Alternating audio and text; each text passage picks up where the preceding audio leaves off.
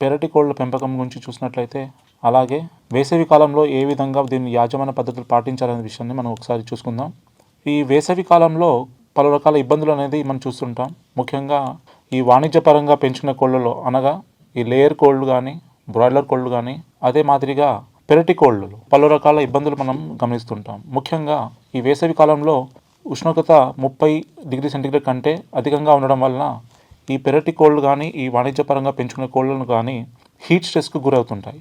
ఎందుకనంటే ఈ కోళ్లకు శ్వేతగంధ్రులు ఉండకపోవడం వలన, అలానే ఈ హీట్ డెసిపేషన్ అంటే బాడీలో ఉన్న హీట్ని బయటకు త్వరగా విడుదల చేయలేకపోవడం వల్ల త్వరగా హీట్ స్ట్రెస్కి లోనవ్వడం, అదేవిధంగా ఈ హీట్ స్ట్రెస్ వల్ల పలు రకాల ఇబ్బందులు గురవుతుంటాయి. అందులో ముఖ్యంగా దాణా అనేది తినకపోవడం చేస్తుంటాం. అలాగే ఈ వేసవి కాలంలో దాణా తక్కువ తినడం, అలాగే నీళ్ళు ఎక్కువ తాగడం చూస్తుంటాం.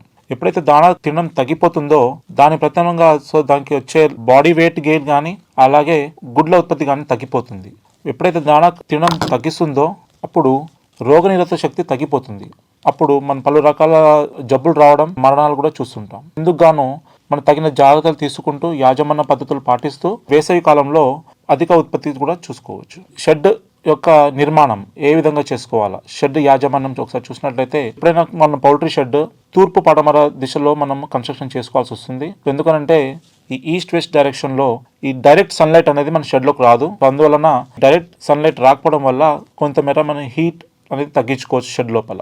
ఈ వేసవి కాలంలో ఈ షెడ్ పై కప్పు ఏతుందో రూఫ్ తెల్లటి పెయింట్ వేయడం వల్ల ఈ హీట్ అనేది అబ్జర్ప్షన్ కాకపోవడం ఒకటైతే, రూఫ్ పైన మనం పలు రకాల వరిగడ్డి వేయడం కానీ, అదేవిధంగా స్ప్రింక్లర్స్ కనుక మనం రన్ చేసినట్టయితే వరిగడ్డి తడి అవడం వల్ల ఆ విధంగా మనం కొంతమేర వేడిని తగ్గించుకోవచ్చు షెడ్ లోపల. షెడ్ చుట్టుపక్కల మనము ఈ గన్నీ బ్యాగ్స్ కనుక కట్టినట్లయితే వేడి గాలి రావకపోవడం తగ్గించుకోవచ్చు.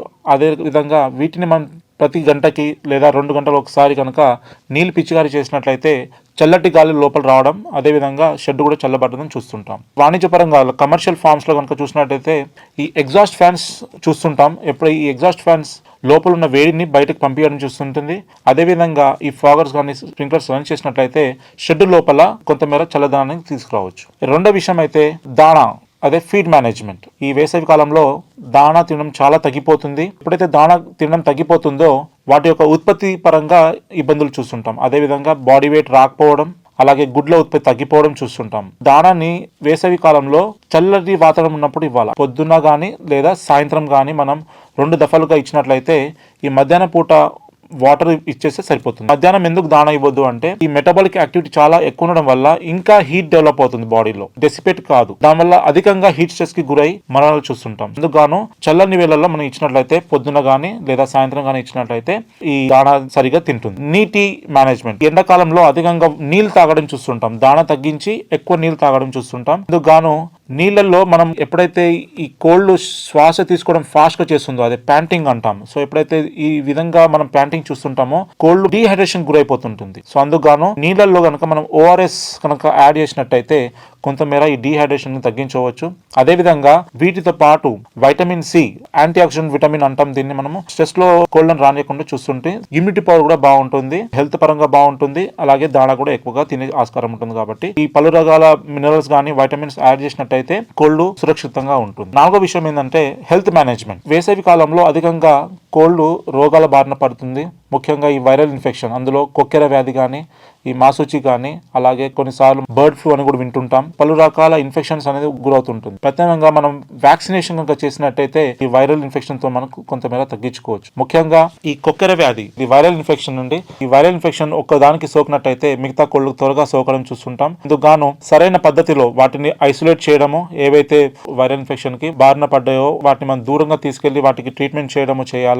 అదే విధంగా ఎక్కడైనా మరణాలు చూసినట్టయితే వాటిని అప్పటికప్పుడు మనం తీసేసి సరైన పద్ధతిలో వాళ్ళని డిస్పోజ్ చేయాలా. వేసవి కాలంలో మనం చూస్తుంటాం అధిక సంఖ్యలో మనము పెంచకూడదు. స్టాకింగ్ డెన్సిటీ చాలా తక్కువగా పెట్టుకోవాలా. సాధారణంగా ఒక షెడ్ లో సుమారు కనుక 5,000 కోళ్ళు కనుక మేనేజ్ చేయగలిగితే ఈ వేసవి కాలంలో కనీసం 10% తగ్గించుకోవాలి. అంటే సుమారుగా ఒక 4,500 బర్డ్స్ మనం స్టార్ట్ చేసుకోవాలి. ఎందుకంటే ఈ స్టాకింగ్ డెన్సిటీ ఎప్పుడైతే ఎక్కువ ఉంటుందో వాటి వల్ల వెంటిలేషన్ ప్రాపర్ గా ఉండదు, అధిక వేడి డెవలప్ అవుతుంటుంది. అదే విధంగా వీటికి హీట్ స్ట్రెస్ అయ్యి మరణాలు రకాలు చూస్తుంటాం. దానా విషయంలో కనుక ఒకటి చూసినట్టయితే ఎండాకాలంలో పళ్ళ చెట్టు పెంక అనేది చూస్తుంటాం. Soft shell or thin shell eggs అనేది వస్తుంటుంది మనకు. ఇది రావడం కారణం ఏంటంటే బర్డ్స్ ఎక్కువగా ప్యాంటింగ్ చేస్తుందో అప్పుడు ఈ అయాన్స్ అనేది బయటికి వెళ్ళిపోతుంది, ఇంబ్యాలెన్స్ ఉంటుంది. సో అందుకు సోడా బైకార్బోనేట్ కనుక మనం యాడ్ చేసినట్టే టన్నుకి 1 కిలోకి లేదా 2 కిలో చొప్పున కనుక యాడ్ చేసినట్టయితే ఈ బర్డ్స్ కి థిన్ షెల్ అనే ప్రాబ్లం రాదు. ఈ ఎండాకాలంలో గుడ్లు పలికిపోవడం చూస్తుంటాం. ఇందుకు మనం సోడా బైకార్బోనేట్ కనుక యాడ్ చేసినట్టయితే గుడ్లు పలికిపోవడం అనేది తక్కువగా ఉంటుంది.